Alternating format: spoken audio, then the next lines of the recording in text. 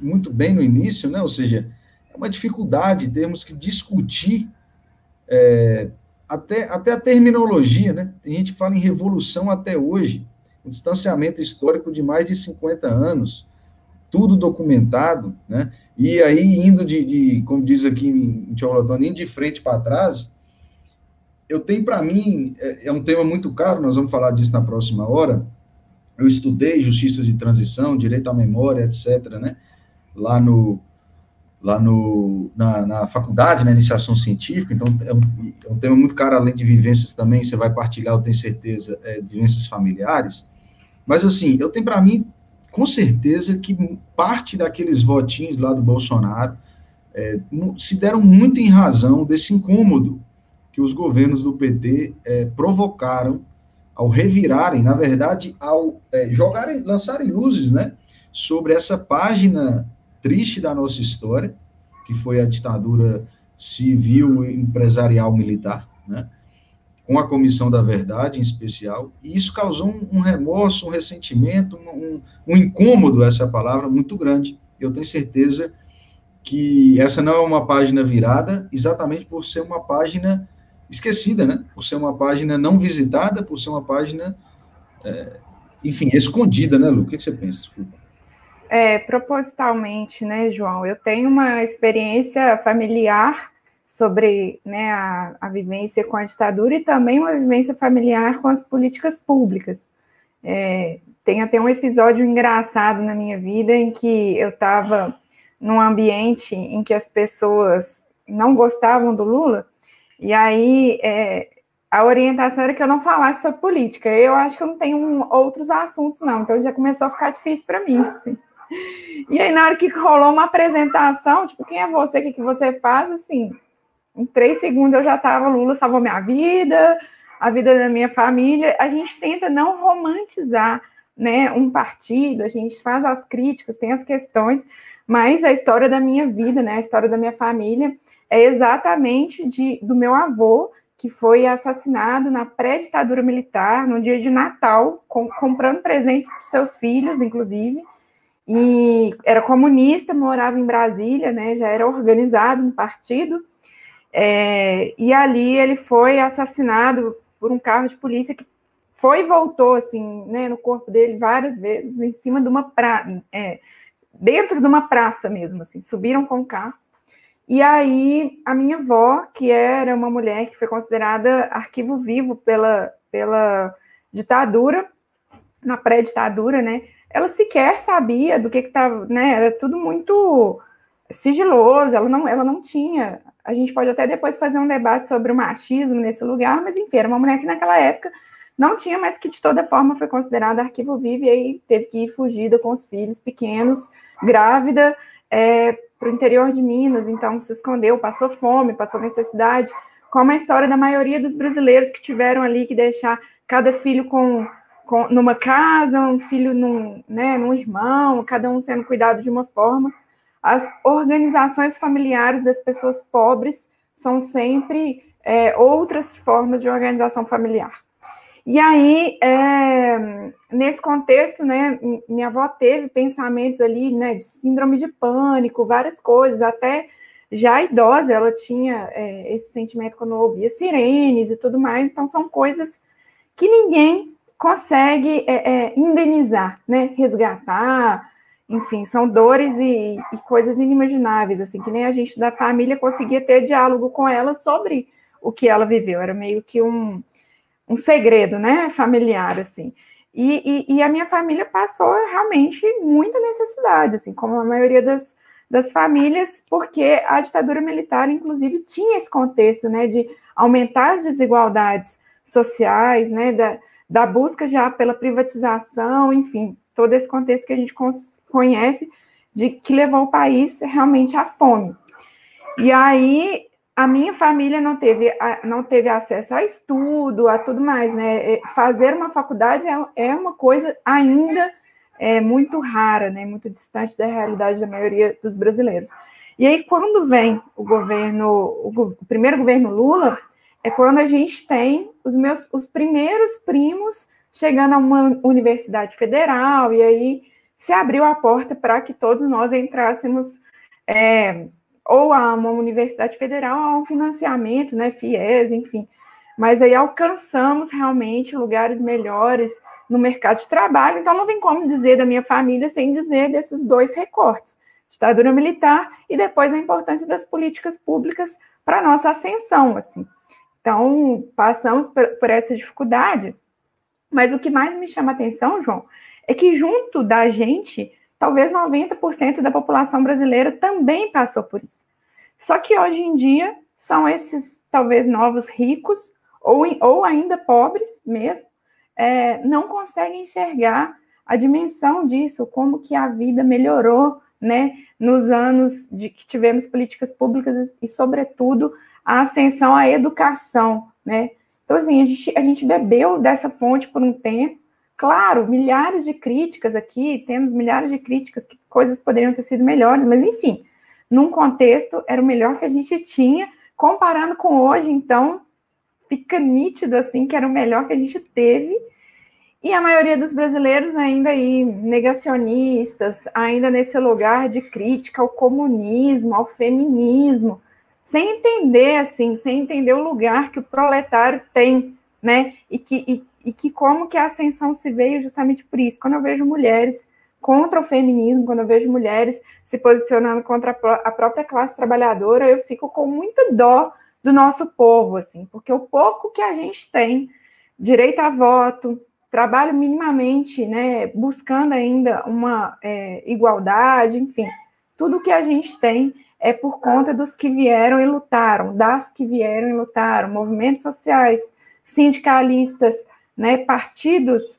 de esquerda, né? Então, quando a gente vê aí a história do PCdoB, por exemplo, né, na época da ditadura, o que foi a exposição desses companheiros, enfim, a gente teria tanto que está hoje em dia agradecendo, louvando, honrando o que foram ali, né, a história do Araguaia, mas a maioria dos brasileiros sequer conhece esse lugar, sequer revisita. E aí é muito mais fácil se apegar a fake news, dizer que não aconteceu nada, enfim. E a gente fica aqui no politiquejo minimamente tentando fazer um contraponto a essa época da contemporaneidade das fake news. Então a gente tenta trazer aqui a verdade, a conversa, o diálogo que estão tão caros no atual momento, né? Então, chamar todo mundo aí também a ficar à vontade para participar no nosso chat, a propor as perguntas e a dialogar, porque no momento histórico a gente precisa mesmo de debate. A democracia pede isso. Além de tudo, o Brasil não passou por uma justiça de transição, né? O que é isso para quem eventualmente não esteja nos assistindo? Para além de conceitos jurídicos, há um conceito, como a Luara pontuou aí, há uma simbologia muito grande que países como Uruguai, Chile, Argentina enfrentaram, uma simbologia muito grande por uma forma estatal, de forma organizada, de forma concatenada, o Estado apresentar a sua versão oficial de absoluto repúdio àquele período vivido. E como é que ele faz isso? Ele faz isso retomando depoimentos, ele faz isso retomando documentos, ele faz isso jogando luz sobre a real história, ele faz isso privilegiando e prestigiando o depoimento de pessoas que foram torturadas, ele faz isso tirando de circulação homenagens a pessoas que patrocinaram violação a direitos humanos, né? Ele faz isso com uma comissão da verdade, como foi tentado fazer aqui, né? Eu conheci o Museu da Memória de Santiago do Chile. Também. Uma curiosidade muito grande é a seguinte: quando eu entrei lá, é um prédio suntuoso, com muito material, mas muito material, inclusive do Brasil, que a gente não tem aqui, eles têm lá, né? Porque eles vinham aqui aprender técnica de tortura, olha que loucura, né? A ditadura Pinochet tinha aqui no Brasil uma escola de tortura e tal. Então, assim, eles lá, cravado no meio de Santiago do Chile, eu até estava pesquisando esse dia, chama Quinta Normal, né? O metro lá para você descer. No meio de Santiago tem lá um museu que você olha, um prédio gigantesco, para você lembrar toda vez que teve uma ditadura sanguinária do Pinochet. Então, são essas simbologias que, enquanto nação, enquanto sociedade, o Brasil não passou, né? Ele quis colocar, como os mais antigos diziam, quis colocar panos quentes sobre essa discussão, que é uma discussão que é uma fratura na história do Brasil enquanto sociedade, né? Se é que a gente já foi um dia. A Elga fez um comentário aqui que eu achei muito bom e queria partilhar com todo mundo, acho que passou aí, eu joguei na tela, mas passou, que ela dizia, a Elga, né, que é a nossa, tá aqui na nossa equipe também, professora, né, lá da Faculdade Federal de Petrolina, né, e ela está dizendo, ó, antes eu ficava com medo desses rompantes do Bolsonaro ameaçando dar golpe. Agora eu já estou num ponto que eu fico assim, abre aspas, então dá o golpe aí para eu ver. Assim, um mix de sentimento que a gente tem mesmo, de dizer, como é o apelido dele lá, bunda suja. Dá uma olhada aí, vê se você tem estofo. Inclusive, diz que o pessoal estava manifestando aqui na cidade, né? Para quem não sabe, né? Está chegando agora, eu moro em Teoflotone, interior de Minas, e aí eu, em contato com uma pessoa que já passou pelo tiro de guerra aqui, falou assim, velho, o máximo que os caras vão fazer é rir da cara deles, que inclusive os que estão lá, muitos não têm nem ideia do que foi a ditadura, porque eles têm 18 anos. Né? Então, assim, eles vão rir da cara deles, falar, legal, falou, beleza, e é isso, assim. Então, a gente vive um mix de fantasmas, né, de inimigos imaginários, de moinho de vento, mas que são muito graves, né? Com democracia não se brinca, né, Luana? Eu acho interessante pegar um gancho aí nessa fala da Elga, porque se pudéssemos trucar agora o Bolsonaro, porque assim, no início a gente estava morrendo de medo e tudo podia acontecer, podia realmente. A gente não sabia o que vinha, né? Quem estava por trás, o que o Centrão estava pensando, o que o Exército estava pensando, enfim. Mas a cada dia que passa e que a gente vai vendo que ninguém quer ficar perto do Bolsonaro, né? As forças, as três armas, os ministros, enfim, ele de fato vai se enfraquecendo e tem uma narrativa muito populista. Então, assim, ele ainda está aí de pé porque tem esses 59%, mas que também a gente sabe que no mundo da política e da história tudo se reorganiza, tanto é que Lula já foi por ser mais amado e depois todo mundo queria a cabeça do cara preso. Então, assim, a história ela é sempre muito cíclica e nem o Bolsonaro também não tem segurança nenhuma nesse contexto. Então, me chamou a atenção essa fala da Elga, porque se trucar agora, Elga, não sei se ele suporta, se ele tem força também para nos surpreender, não, sabe? Talvez o lado de cá que surpreenda Bolsonaro. É o que eu disse mais no início, a gente não sabe nos próximos dias o que o Centrão está construindo.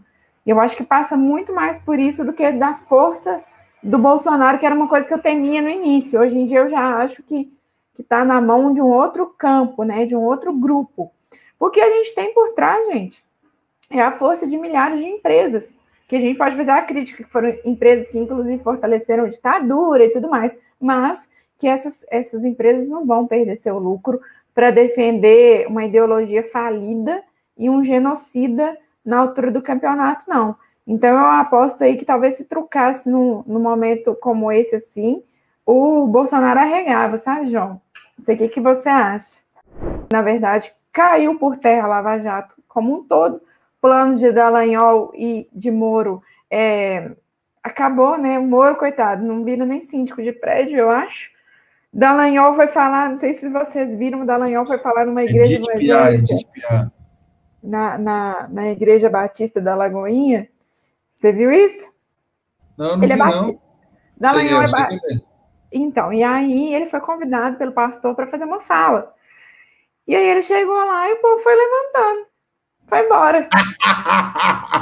Mentira, velho, mentira. Juro, tem isso no YouTube. Depois você procura aí. Tem imagens. Não, e aí, no outro culto, o pastor dá um pito na galera e fala: como assim? Um irmão da nossa igreja vem aqui fazer uma fala, defender uma coisa tão nobre como a anticorrupção, e vocês levantam e vão embora? Fiquei muito decepcionado com vocês. E o povo assim, tipo...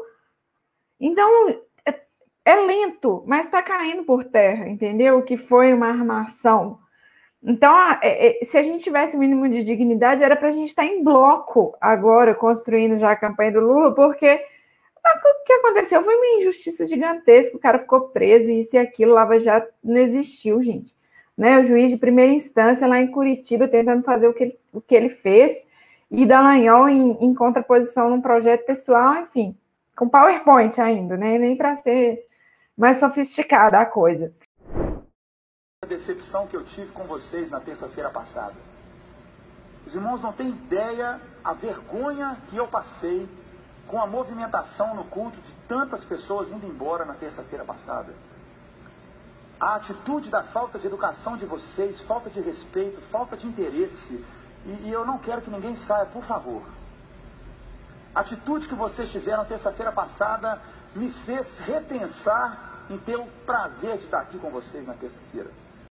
Muito bem, a Neide está falando uma coisa interessante aqui, ó, também, que o Nelson Rodrigues era um crítico ferrenho da esquerda, realmente, né, e um cara brilhante, né, um cara genial, tinha uma visão muito sensível da realidade, eu acho, o Nelson Rodrigues, era aquele malvado favorito, né, era um crítico ferrenho da esquerda, saiu várias vezes em defesa dos jornalistas presos pelos militares, é verdade, ela complementa, ó. Nelson Rodrigues se colocava como homem de direita, amigo dos generais, teve seu próprio filho preso pela ditadura, e realmente essa foi uma dor que o Nelson Rodrigues carregou muito grande, né? Eu estava até assistindo um documentário e recomendo, principalmente para quem gosta de futebol, né? Documentário do Pelé. É triste, e aí é uma grande luta, né, Lu, que a gente tenta fazer mesmo. O Pelé foi entrevistado nesse documentário de antes da pandemia, acho que em 2019, ele foi finalizado, e aí o repórter pergunta para ele, acho que até é da Netflix e tal, mas eu acho que o jornalista que entrevistou é estrangeiro pelo sotaque. Ele pergunta assim, pô, mas você não podia fazer nada, não podia se pronunciar contra a ditadura, você sabia do que estava acontecendo, enfim, perguntas nesse sentido. E aí ele fala, não, a gente sabia do que estava acontecendo, mas assim, eu também não podia afirmar, eu não sabia o que era verdade, o que era mentira. Aí eu já fiquei mesmo, falei, Romário tinha razão, né, que ele calado é um poeta. E o que me é porque não é o Pelé, né, é o Edson Arantes do Nascimento, tem que separar. Pois é, Lu, e assim, e distante, assim, a distância histórica, o cara, ele já permite, ele não tem mais compromisso com ninguém, gente, ele pode falar, olha, eu errei, realmente existia, a gente estava com medo dos militares, é absolutamente legítimo, o medo é um afeto humano, ele fala, olha, realmente a gente sabia, mas a gente tinha muito medo, não sabia o que eles podiam fazer.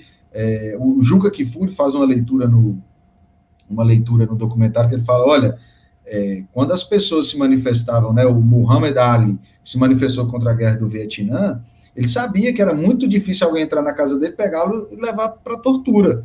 O Pelé não tinha essa certeza, por mais que ele fosse grande já à época, ele tinha essa certeza que as pessoas não iam entrar e torturar, era uma ditadura, né, ditaduras são ditaduras.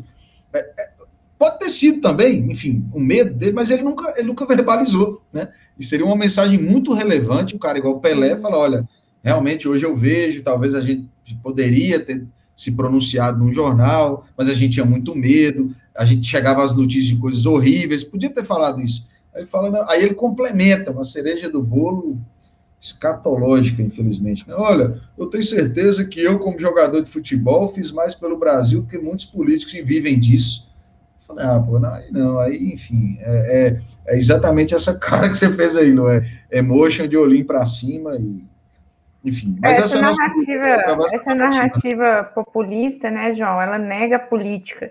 E é o que a gente vem bebendo agora na atual conjuntura, a negação da política extrema, mas um populismo barato. Então, assim, oxalá a gente tivesse Maradona por aqui, pelo menos para dizer, para se entender como latino-americano. A gente sequer se entende como latino-americano, assim.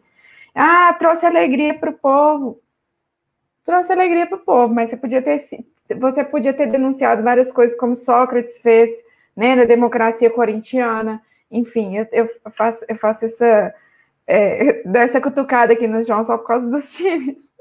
Mas, enfim, é isso aí, ó. A Neide está dizendo, no futebol, fantástico foi o time do Corinthians e o grupo encabeçado pelo Sócrates, a democracia corintiana. É por isso que eu sou corintiana, né, João? Não, e o Paulo César Caju, dando um spoiler aqui, né? O Paulo César Caju fala que realmente ele era muito omisso, ele não falava. O Paulo César Caju integrou, né, a democracia corintiana e tal, e era muito ativo, né? Negro como Pelé também, enfim, com os mesmos riscos raciais, inclusive, né, de preconceitos e opressões militares, mas ele estava lá disposto. Enfim, Lu, infelizmente, um momento difícil, mas deixamos aqui nosso registro na história, nossa resistência, né?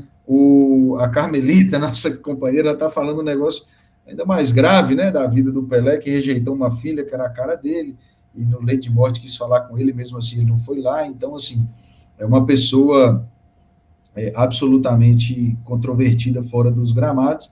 E aí a gente, como a Luara fez, né, rememora o Maradona, né, que eu até brinquei, né, eu até falei com alguns amigos, familiares, na época que o Maradona morreu, o Everton Guimarães, né, ele até leu um tweet nosso lá na Band, um programa que ele faz, na verdade, na 98 FM de Belo Horizonte, eu acho, que era assim, né, o Maradona, ele foi grande pelo que ele fez em campo, é óbvio, mas mais ainda, ele virou um personagem, uma entidade argentina, pelo que ele se posicionou em prol do povo argentino, né? E eu tenho muita dificuldade hoje, 2021, de imaginar, ainda, né, imaginemos sem pandemia, né, que o Pelé tenha um enterro como o Maradona teve, inclusive no meio da pandemia, né? Os argentinos se aglomeraram lá igual malucos, se abraçando, aquela foto histórica, né, antológica do torcedor com a camisa do River e do Boca se abraçando, assim, chorando por um cara que conseguiu unir o país. E eu tenho para mim, assim, as crianças não conheciam, nunca viram o Maradona. E ele alimentou como é que eu digo isso? O personagem dele, que inclusive fortaleceu a alegria que ele causava, como você bem disse, Laura. Tem uma frase, e aí eu já passo aí para suas considerações finais, que esse é um tema que me toca muito.